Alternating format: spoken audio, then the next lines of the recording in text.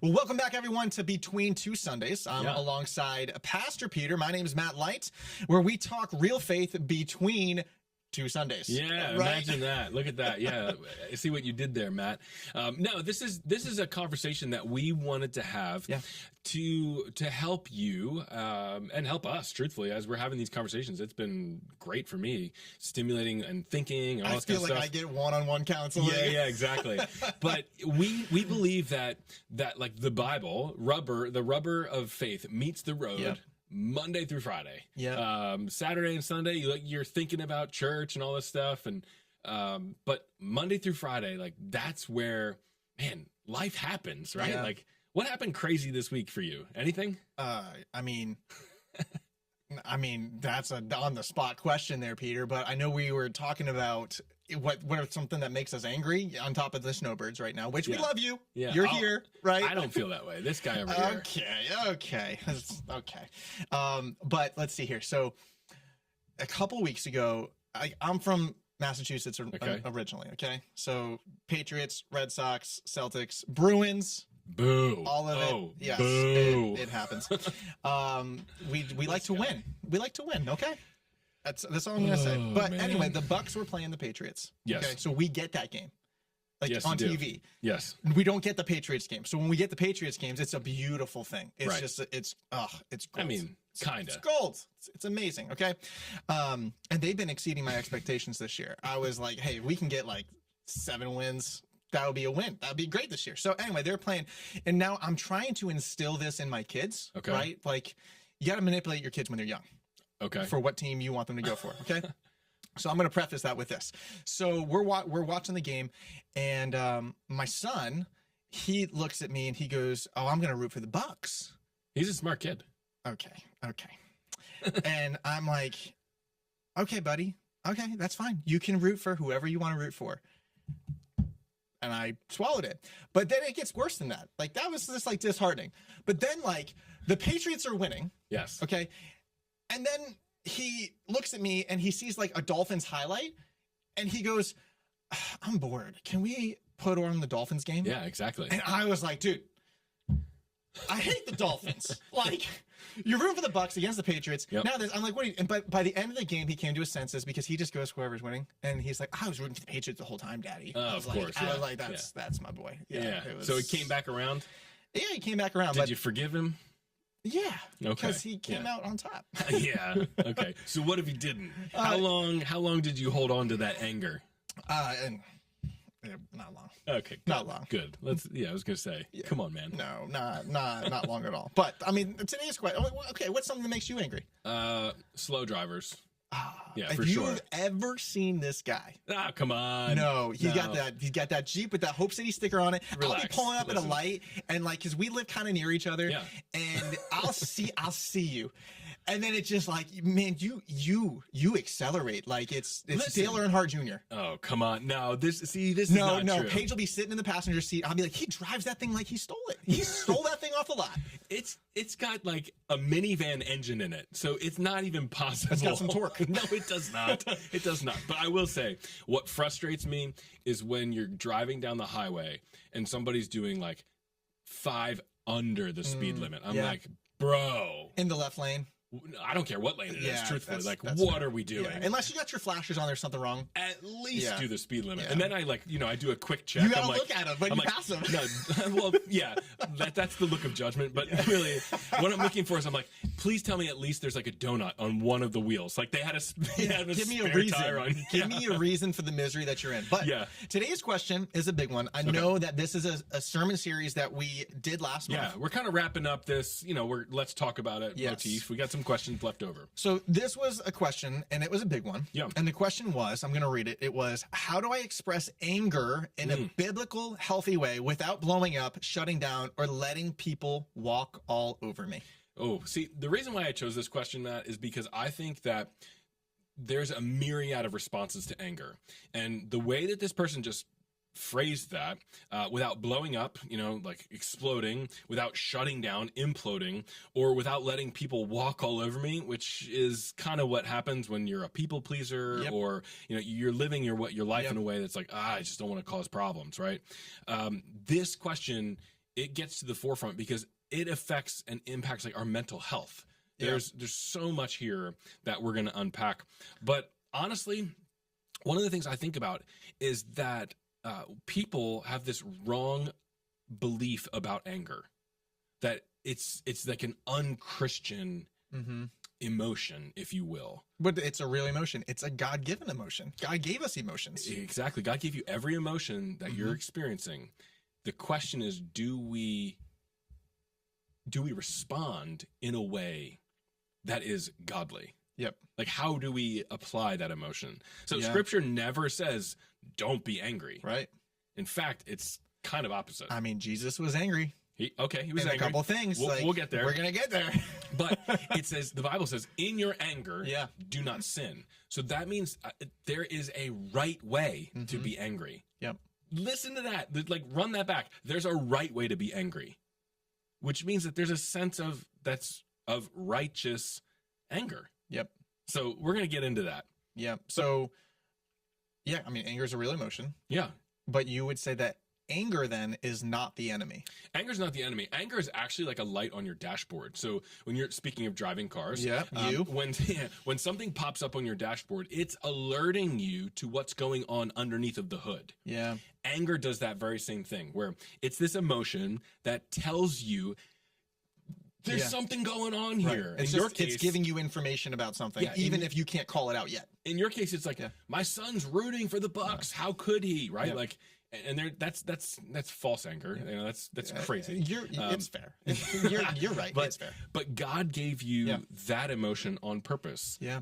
And anger included. Like, it is in the mix of emotions that God gave you. Okay, then walk us through the famous scene in the Bible, right? Like the Jesus flipping the table scene, which, by the way, like those tables, like you want to talk about like Jesus, that dude was strong. Yeah, Be like those solid wood tables just to go and just rip them over like the Hulk. Right. Yeah, I mean, come on. He's also the son of God, so that is fair. You know. That is fair. So the scene that Matt's referencing is you're talking about the scene where Jesus comes into the temple and he sees that the money changers have set up tables, so they're selling things inside of the temple that they shouldn't. They're taking advantage of people ultimately, and so what they were doing is they were selling like pigeons and doves and things like to sacrifice for atonement of sin. So it's not actually that it was wrong, it's that it was in the wrong place. And so there was things done in the wrong place and they were taking advantage of people. And so I'd love to just pause real quick and just say, like, I know that we always say this. Well, Jesus was angry and he flipped tables, and that's why I can blow up at people and tell them how I really think. No, Jesus did this one time. Yep. Like, it happened one time out of all of Scripture that we know. Yep. So out of recorded Scripture. So he's not throwing a tantrum. True. He doesn't run around just like blowing people up and trying to embarrass people. He was confronting sin directly. Yeah. He went in and he said, this is my Father's house, and we're not going to turn this into whatever it is that you're doing over there. He's drawing a boundary line around the holiness of God's house. And the thing about Jesus is that he was always precise. He was precise in his language. He was precise in his actions. He was precise in the way that he even made people feel. Like, he made people feel seen and loved and cared for. And so this isn't random or reckless the way that people think it is. Right. No, that because Jesus, I mean, with everything he did, he was very intentional. Sure. Like, right. Like, even after, performing miracles, he would kind of take a step away and go pray and be like, he's very intentional about it. Right. With everything that he did. So Jesus, he didn't call out what was wrong to win. Right. He did it to heal.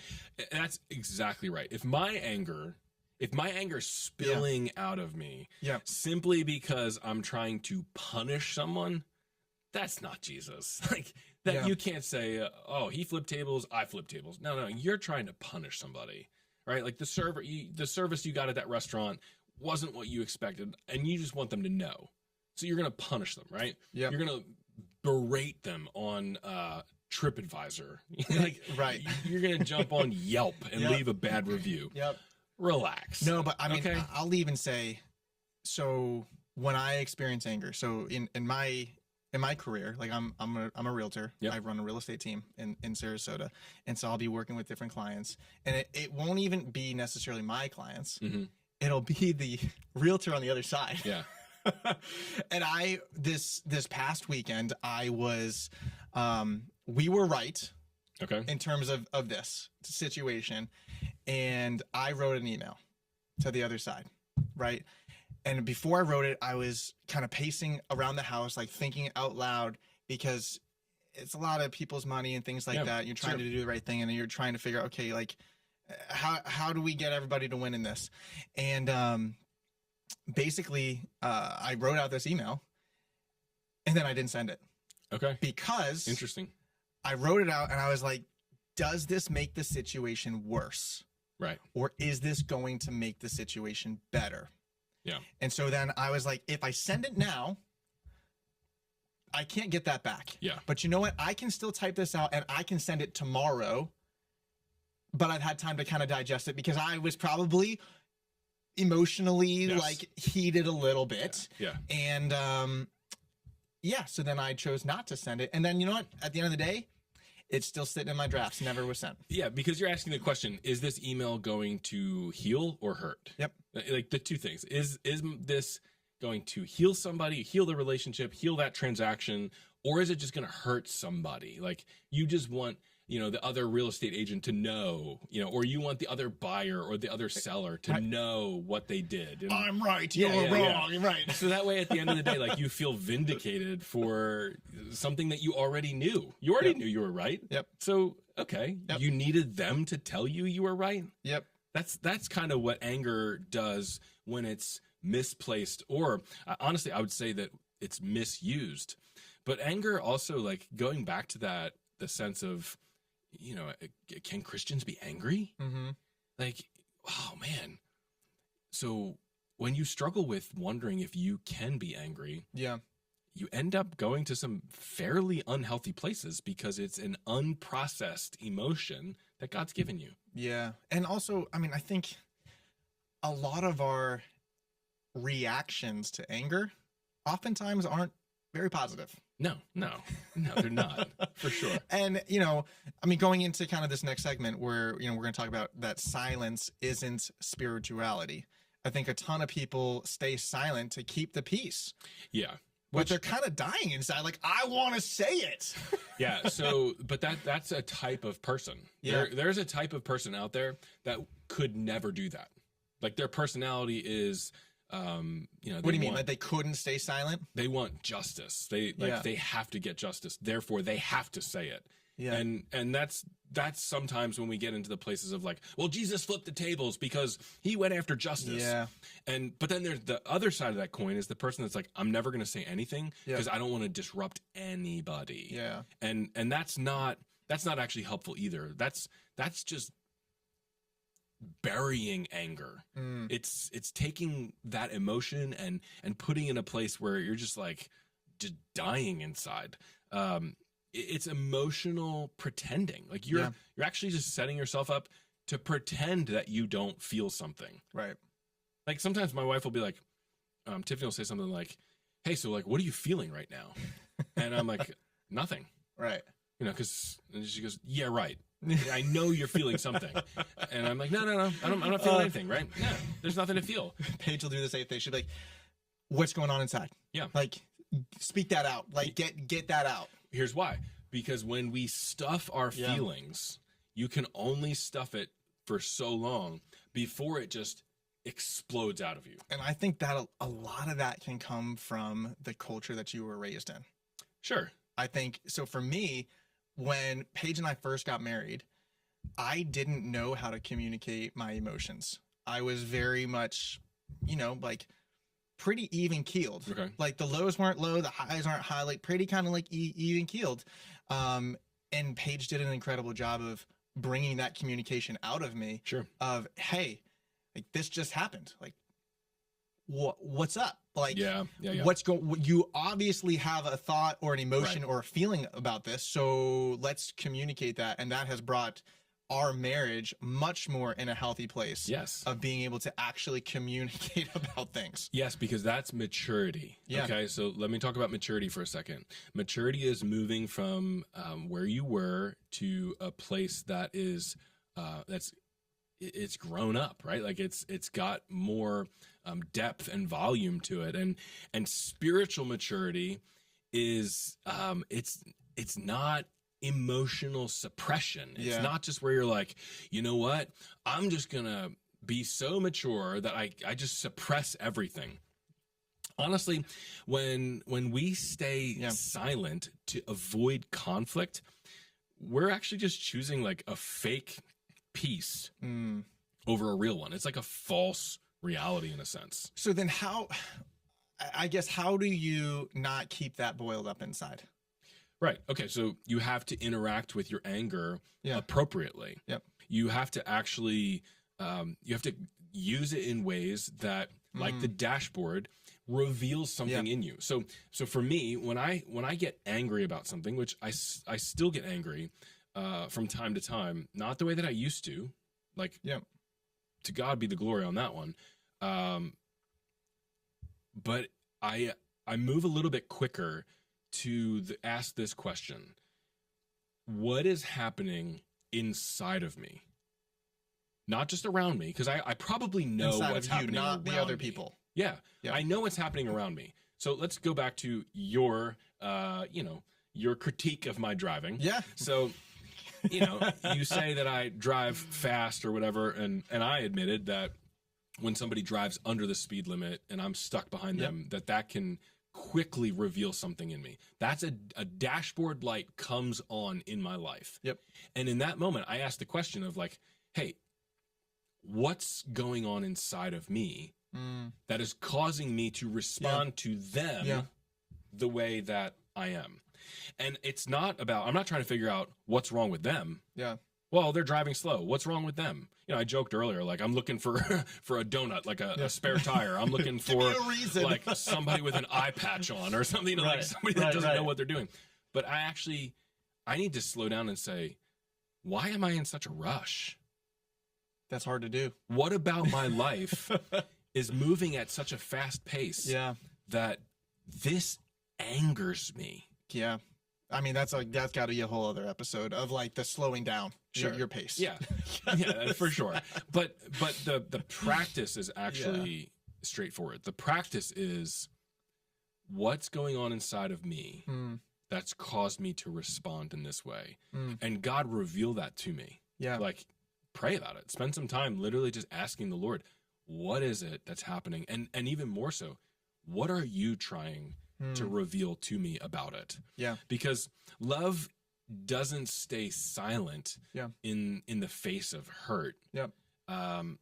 Love leans in, it communicates. It's what you were referencing, that Paige brought that out in you. It's because you love her. Yeah. You have a safe, trusting relationship that you're willing to communicate what's going on deep inside of you. So love addresses what needs to be addressed without attacking the person. Yeah. No, that's good. That's really great. I love that. But then how do you, and we talked a couple weeks ago about boundaries. Yeah. Around Thanksgiving time. Yeah, we did. Around conversations around the dinner table. Let's talk about boundaries, because the guilt around this is real. Sure. Yeah. People feel guilt around putting up boundaries because it's like, well, I'm going to hurt somebody's feelings, right? I'm going to hurt my brother's feelings, or I'm going to hurt my boss's feelings, or I'm going to hurt, whatever. Because people think that boundaries are rejection. And boundaries aren't about shutting someone down or shutting someone out. They're about keeping a healthy relationship in. It's about maintaining that relationship with another person. Boundaries say, I love you enough to stay connected, and I value myself enough to be honest with you about what I need. Now, would you say that people would be setting up boundaries to help them with the emotion of anger? Yeah, I think that's a part of it. I think that when we try and mitigate anger, or maybe mitigate's the wrong word, but when we try and work through anger, we can set up boundaries in order not to feel anger. I don't know if that's necessarily the goal. Right. Because if we just ignore the light on my dashboard that says it's time to change the oil, Yep. my engine will seize up. Yep. Like it's going to get so hot that it will no longer function and the way that it's supposed to. And anger gets you so hot that you no longer function the way that you're supposed to. So, yeah, boundaries are critical, but they're not offensive. So boundaries aren't walls. Boundaries, no. We've talked about this a couple times. Boundaries aren't walls to keep people out. It's actually to maintain health within. And it goes back to that verse that we talked about in episode 1, I believe, of Romans 12, verse 18, that says, as far as it depends on you, live at peace with everyone. Yeah. And sometimes the part that depends on you is creating the boundary. It's setting that boundary line, because you can't have peace without clarity. Yeah. You can't go to a peace treaty and say, well, hey, listen, we really think that there should be peace over here between these two countries, and we're just going to let like kind of the boundary lines fall where they fall. Yeah. Right. No, they're pretty distinct. They are like Exactly. boom, like right, like, Where they go. We've got some lines like the Mason-Dixon line. We've got all these different places that we're like, why did I have to learn about that in elementary school? Right. Because it's a boundary. Right. It's a line that was drawn with clarity. Okay, but then someone right now is listening to this and they're saying, like me, just tell me what to do. What, like, how do I deal with my anger? Walk us through it. Yeah. First off, every person is different. So there are some universal truths, but each person is different as it relates to anger. I have probably related to anger 4 or 5 different ways in my adult life. I'm finally at a place now where I can experience anger in a way that is less detrimental to my soul. Mm-hmm. And some of the things I've learned along the way is that I need to just hit pause on my mouth, but not my emotions. Yeah. Because when I was a younger man, I would hit pause on everything. I would say, whoa. I don't like where this is going. Yeah. Like, I'm going to blow up. And so I would just like shut down and then all you're doing is stuffing things again. And so sometimes the holiest thing that you can do is actually just take 10 seconds and breathe. Just maybe even count like 5 breaths, like 1 in and then exhale, and do that 5 times. Yeah. It's incredible the clarity that happens. So like just pause your mouth. Yeah. It's like when you hit pause on that email, it's still in draft. You didn't send. I would also say, like, I think for some of us, we were taught that anger was wrong. And so then we were taught that if you were to pray and ask the Lord to help you in anger, that was sin. Like you were revealing sin in some compassion. And so I think you got to just pray honestly.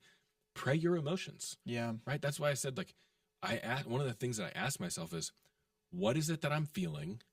Why am I feeling this way? Because now I know how to pray. Yeah, that's a big thing is the lights on the dashboard of the car. There's something going on. Yeah.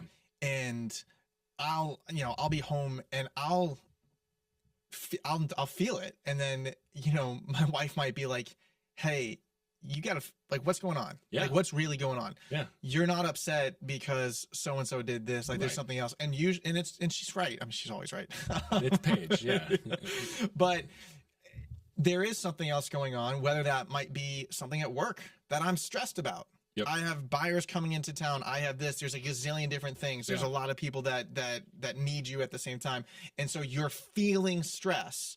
So now when my 3-year-old does something that just puts you over the top, I'm not mad at him. Which, by the way, when your 3-year-old does something that a 3-year-old's supposed to do. Correct. That's the part where I'm like, oh, there's something really wrong with me. Not them. Yep. He's just doing what 3-year-olds do. Yep. Right? Like, and that's the part where, so I would just affirm you for listening to your wife. Like, she's revealing something in you. Like God's using her to bring something out in you. So for those of you that are listening, like when someone that you know, love, and trust says, hey, I sense something in you, don't write it off. Don't be like, oh man, yeah, right, you're crazy. Like, no. Yeah. Lean in and listen, because they're probably revealing something that's going on under the hood. So pray honestly. And then to your point, like with your 3-year-old, you got to identify what was actually violated. Yeah. Like what actually happened. Because, okay, he was carrying his plate from the table to the sink and he spilled the plate. And that instantly you blew up over that. Now you didn't. I would have at your age. No, I'm right there with you. Exactly. I'm scared to go home now, Peter. Yeah, right. Yeah. But what that's showing is that you're not really angry that there's a mess on the floor. Like you've bought all the tools in the world to clean up a mess. You got a mop, a sponge, you got, because you know that's going to happen, but it brought something out in you. So you got to call it what it really is. Because once you name it, naming things has a way of changing things. And when you name what's going on, clarity is there. It is again, it can come faster. It can come and you go, okay, all right, here it is. We got to reduce the time between our emotion of anger and our understanding of what we're angry about. So bring that time down. And then the next one is so important. This is critical. You have to have the conversation directly. So if somebody has offended you, hurt you, they've done something, right, to cause you to be angry, you got to go to that person. I mean, that's Matthew 18. Jesus tells us like that we are to go to the person. First and foremost, before you bring your pastor in on it, before you bring a counselor in on it, you go to the person. And this I see too many people that are like trying to recruit like all their allies and friends and like an army of people to go tell this person how wrong they were, right? Like go to them and talk to them, not talk about them. It's almost like one of my kids coming, so-and-so did this. It's like, did you tell them that? No. Right. Oh, okay. Yeah, Let's start there. Exactly. So again, use calm, clear words, not accusations. And that's going to help. Speaking of boundaries, fifth thing I would say is like when you set a boundary, stick to a boundary, because whether this is about parenting, whether this is about a marriage relationship, a dating relationship, a parent to child relationship, or even, a coworker, when you set a boundary, it's confusing when that boundary line moves all the time. Yeah. Again, it's about clarity. You got to talk about this. Healthy boundaries, they need consistency in order to work. You got to do that.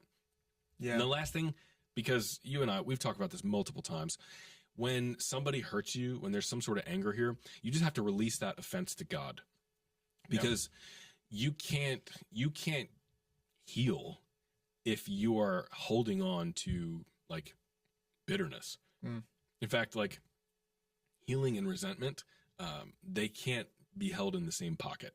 Like it cannot go hand in hand. So letting go isn't surrendering the relationship. It's surrendering the burden of what happened. Yeah. You're not saying, oh, I give up, I'm letting go. No, I'm saying I'm letting go of the burden of what happened in order to restore a relationship. Yeah. And I think anger, I probably deal more with anger now than I did 10 years ago. Why do you think that is? I think life situations and circumstances have changed. Like as you've grown, as you've matured, like it's just different issues. And I think the anger for me comes out of a lot of stress. Okay. And I see that. So, but did you have less things then to be angry about? Maybe. Or is it possible that you have matured and you're more aware of what's going on inside of you? You're able to articulate and be clear about, oh, I'm actually angry. Right. I think I lived years of my life that I was angry and didn't know it. Yep.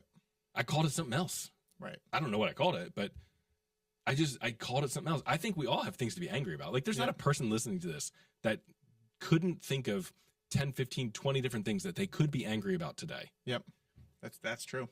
But our response to anger is a journey. And like we say at Hope City all the time, that faith is a journey, not a guilt trip. Yep. Same thing with our response to anger. Our response to anger is a journey. Yeah. And as we grow in our relationship with Jesus, as we surrender our lives to Christ and allow the Holy Spirit to form something in us, our relationship with anger changes. Not that we don't have anger, we never experience it. Because remember, that's an emotion that God gave you. Yep. It's the way in which it's expressed, the way it's felt. And so I think, and I could be wildly wrong, I don't think you're a more angry person now than you were then. Right. I think you're working through the process of developing healthy biblical anger. Yeah. But also I think like the journey of life. So let's walk through it, right? Yep. You're a kid, you're a toddler. You have no real responsibilities when you're in elementary school, middle school, even high school. No, like I had no responsibilities. You know, we've heard it in your sermons. Yeah, exactly. Yeah. Even in college, it's like fantasy land. Yep. Like my parents paid for my tuition. I was blessed and fortunate enough to that. I know a lot of people, they didn't have that. Right. So it's like you went to class, but you didn't have to go have a job necessarily in my situation to be able to go do that. And then, you get married and there's just a lot of different things that change. And I'm a dreamer. You know this. Yeah. Like God has wired me to be a dreamer, and I dream of these crazy big ideas. I might not be the best executor, but that might not be my gift and my talent, but in terms of the dream.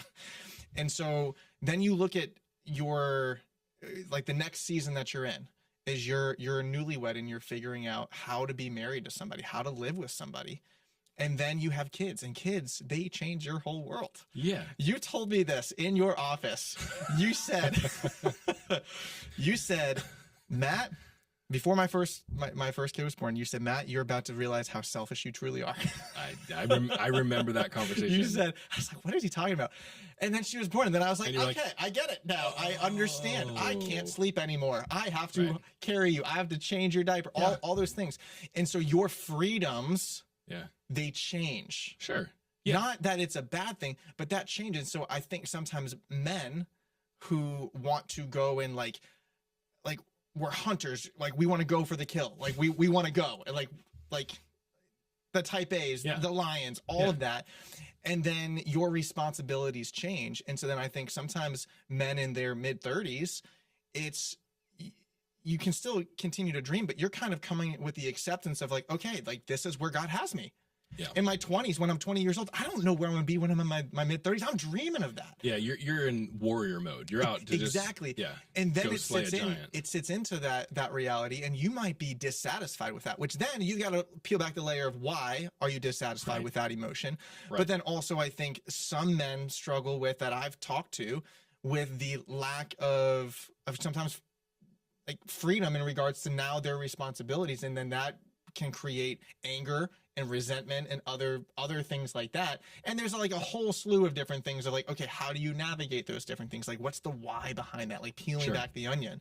But so I do think that anger is an emotion that you're going to experience for the rest of your life. Yep. Some seasons it's going to look different than in other seasons. Like I'm sure it's going to look different as my kids grow older, and now I have teenagers and they make me angry at certain things. I don't know that. You do, because you have parented teenagers. Yeah.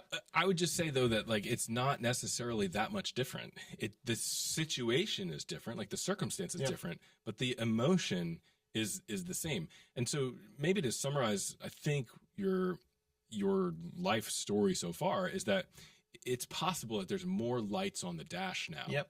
Like there's more opportunities for that light to pop on. And you're more aware. And so I hope that as we're more aware of these things, that we become healthier in them. The thing is, anger doesn't make you spiritually broken. Mm-hmm. It actually just reveals your humanity. Jesus knows what it's like to have human emotions. He was fully God, fully man. Yep. This is who he is. And so he shows us how to feel something deeply without letting it define us. So I said it earlier, like you're not an angry man. That's not who you are, but you can express anger and still honor God. You can set boundaries and still be a loving person. You can tell the truth without just like wearing someone down. That's what it looks like to walk with Jesus and let him reshape how we respond to people when the temperature rises. Yeah. No, that's good. I love that. And you know what? If this helped you, would you share this with someone? Like whether that's wherever you're listening, like you can watch on YouTube. Yeah. You can listen in Apple Podcasts. Yep. We're looking at getting that syndicated into other things. That's right. As well. But if you would share this episode with somebody or this podcast, we would appreciate it. And we want to help people not only, at our church, but anybody take their next steps in their journey of faith, wherever you are, wherever you're sitting here, somehow you stumbled across this and you got to this point. Right. The episode. That's exactly right. Yeah. You made it all the way to the end. It's between two Sundays that the rubber hits the road of what does God say about my life and how do I live in a way that honors him? All right. We'll see you next week.